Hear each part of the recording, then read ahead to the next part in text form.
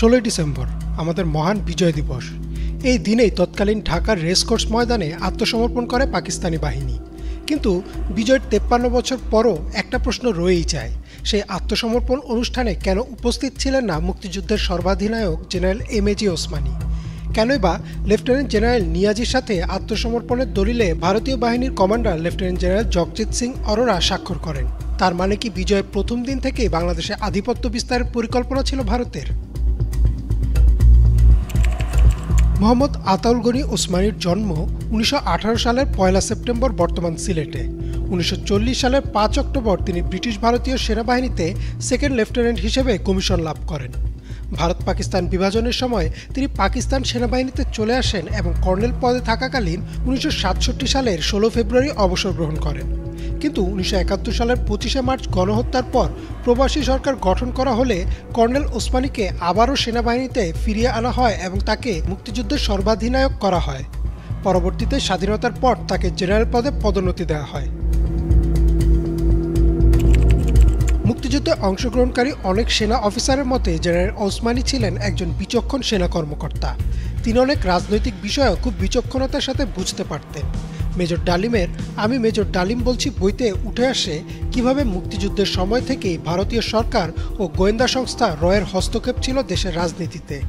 তারা আওয়ামী লীগের মধ্যকার দলীয় কোন্দল, কলকাতায় উচ্চাভিলাষী নেতাদের বেপরোয়া জীবনযাপন ইত্যাদি বিষয়ের সুযোগ নিচ্ছিল।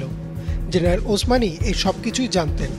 তার কমান্ডে যুদ্ধ করা অনেক সেনা কর্মকর্তাই বলেন, জেনারেল ওসমানীর সাথে মুজিবনগর সরকারের অনেক বিষয়ে মতের অমিল ছিল, কিন্তু তবুও তিনি তার উপর অর্পিত দায়িত্ব পালন করে গেছেন। 1971 সালের 16 ডিসেম্বর যখন পাকিস্তান বাহিনী আত্মসমর্পণ করে, তখন সেই অনুষ্ঠানে বাংলাদেশের পক্ষে দলিলে স্বাক্ষর করার কথা ছিল জেনারেল ওসমানীর। কিন্তু স্বাক্ষর তো দূরের কথা, তিনি অনুষ্ঠানেই উপস্থিত ছিলেন না। তার পরিবর্তে বাংলাদেশের পক্ষে উপস্থিত ছিলেন তার second in command group captain একে খন্দকার। কিন্তু তার উপস্থিতিটাও ছিল নামমাত্র, এক কোনায় দাঁড়িয়েছিলেন তিনি। অনেক বিশ্লেষকের মতে এমন করার প্রধান কারণ ছিল এই পুরো যুদ্ধটাকে ভারতের নিজেদের দাবি করা, যার প্রমাণ পাওয়া যায় আত্মসমর্পণের দলিলেও। আত্মসমর্পণের দলিলে মোট 3টি অনুচ্ছেদ ছিল, যার প্রথমটিতে লেখা ছিল পাকিস্তানি বাহিনী ভারতীয় বাহিনীর কাছে আত্মসমর্পণ করেছে, যদিও লেখার কথা ছিল মুক্তিবাহিনী বা মিত্রবাহিনীর কাছে আত্মসমর্পণ করেছে। দ্বিতীয় অনুচ্ছেদে বলা হয় দলিলে স্বাক্ষর করা মাত্র Pakistani eastern command lieutenant general Jagjit Singh অরোরার আওতায় চলে আসবে, যদিও উচিত ছিল যৌথ বাহিনীর আওতায় বা মুক্তিবাহিনীর আওতায় চলে আসা। অর্থাৎ বুঝাই যাচ্ছে এই আত্মসমর্পণের দলিল একতরফাভাবে ভারত নিজেদের পক্ষে লেখে। এছাড়াও পরবর্তীতে বিভিন্ন সময় ভারতীয় সিনেমা বা রাজনৈতিক বক্তব্যে দাবি করা হয় 1971 সালে ভারত পাকিস্তান যুদ্ধের ফলে জন্ম নেয় বাংলাদেশ, যার প্রমাণ আবারও পাওয়া যায় আজ সকালে ভারতের প্রধানমন্ত্রী নরেন্দ্র মোদীর সামাজিক যোগাযোগ মাধ্যমের পোস্টে তিনি লেখেন 16 ডিসেম্বর দিনটি ভারতের জন্য এক অসাধারণ বিজয়ের দিন। শুধু ভারত না, গত 16 বছরে বাংলাদেশের ভেতরেই মুক্তিযুদ্ধ ও স্বাধীনতার ইতিহাস প্রচণ্ড রকমের বিকৃত করা হয়েছে। পুরো মুক্তিযুদ্ধের ইতিহাস শুধুমাত্র একটি দল ও একজন মানুষকে কেন্দ্র করে করা হয়েছে। তারই ধারাবাহিকতায় জেনারেল ওসমানীর অনুপস্থিতি নিয়ে একটি বিশ্লেষণও দাঁড় করানো হয়।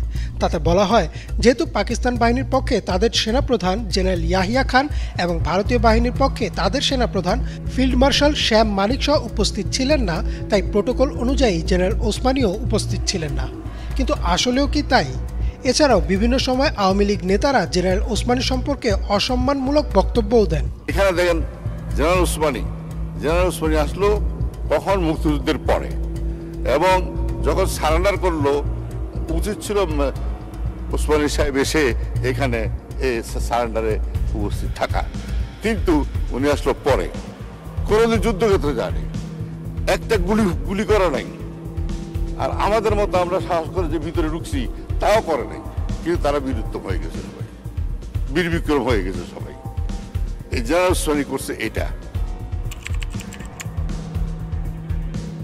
ডাক্তার জাফরুল্লাহ চৌধুরী সহ অনেকেই বলেন, সেদিন জেনারেল ওসমানী সিলেটে ছিলেন এবং তিনি একটি হেলিকপ্টার করে রওনা হয়েছিলেন ঢাকার উদ্দেশ্যে। তার সাথে একই হেলিকপ্টারে ছিলেন ডাক্তার জাফরুল্লাহ চৌধুরী, কিন্তু ভূমি থেকে সেই হেলিকপ্টারে গুলি করা হয় এবং সেটি একটি মাঠে জরুরি অবতরণ করে। তাই জেনারেল ওসমানীর আর ঢাকায় আসা হয়নি।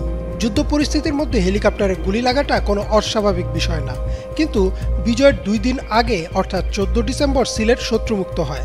সিলেটের মতো এক মুক্তাঞ্চলে বিজয়ের ঘোষণা আসার পরে ঠিক কারা জেনারেল ওসমানের হেলিকপ্টারকে লক্ষ্য করে গুলি ছুড়েছিল তা এখনও পরিষ্কার না। জেনারেল ওসমানী মুক্তিযুদ্ধের সর্বাধিনায়ক ছিলেন।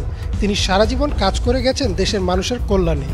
এমনকি মৃত্যুর আগে তিনি তার মোট সম্পদের 4 ভাগের 3 ভাগই বেঙ্গল রেজিমেন্টের সৈন্যদের সাহায্যের জন্য দিয়ে যান, আর বাকি টাকা সিলেটের কল্যাণের জন্য। অথচ তাকে ইতিহাস থেকে মুছে ফেলার চেষ্টা করা হয়েছে বারবার।